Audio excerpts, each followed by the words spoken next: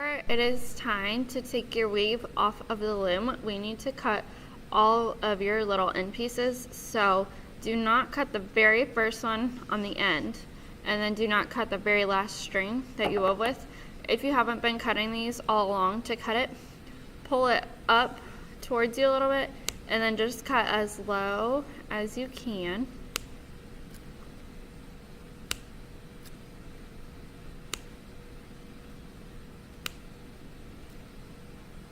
Okay, and then all these get thrown into the trash. I'm gonna take this out. When you end, we usually end in the middle, but your very last row, you want to end on an edge. So now it is time to take them off.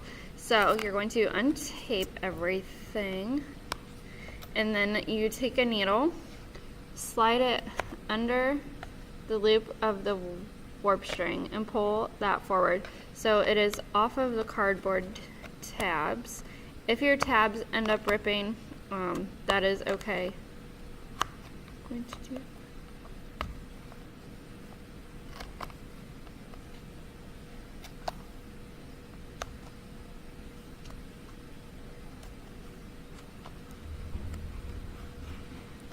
You also have to do it for this row, so I just kind of pinch it forward so that I can reach them.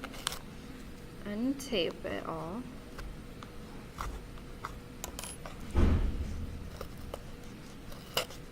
Okay. And then you do the same thing. So to reach the back loop of these, I just pinch it forward, stick my needle, and move those off the exact same way that I did the top ones. Let's see.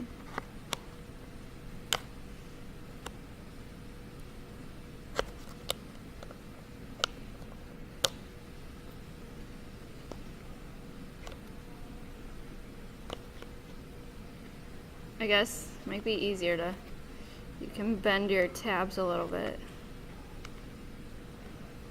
and then slide them off. You just don't want to rip your string.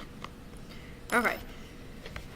If there's your end one is still connected, just undo that. And now you don't want to pull from the bottom. You could pull your weave apart. So instead, you just want to slide your edges down until it comes off. Okay, so now we have it off the loom. And now I'm going to show you how to tie up all your loose strings. So as you can see right now, the warp string loops are pretty loose. So you just pinch the string and work that up, pull it up a little bit, so that it is filling in those strings. So now the loops aren't so huge like that, they're just snug onto our last row. So you can do that on the top too. And then you're going to get your needle onto the end of your warp string. And then right next to it, there is the loop of the warp string beside it. You're gonna go underneath of that loop with your needle. And then before you pull it really tight, so you just went under, which made this loop, you're gonna take the end of your string and just pull that back through that loop. And that's gonna knot it. You're going to do that 2 times so that the knot will not unravel. So I'm going under that same loop of the warp string, and I'm pulling that end through the loop I made before, pulling it nice and tight. Whoops. Okay. So then once you've tied it 2 times, you can cut that shorter. You're going to repeat that with this one. It will be tied onto this loop beside it 2 times as well. And then you're going to get string onto your last weft string. And you're going to weave it just down this edge about 1 inch. So there are little loops created on the end.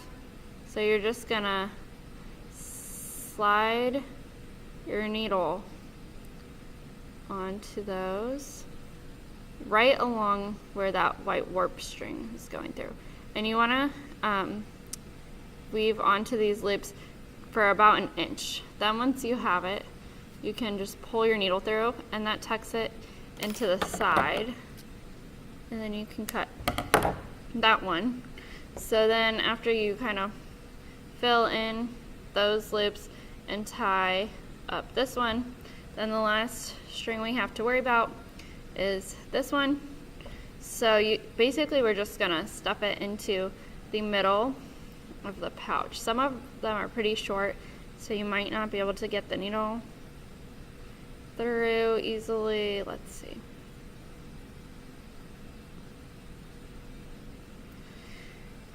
Okay.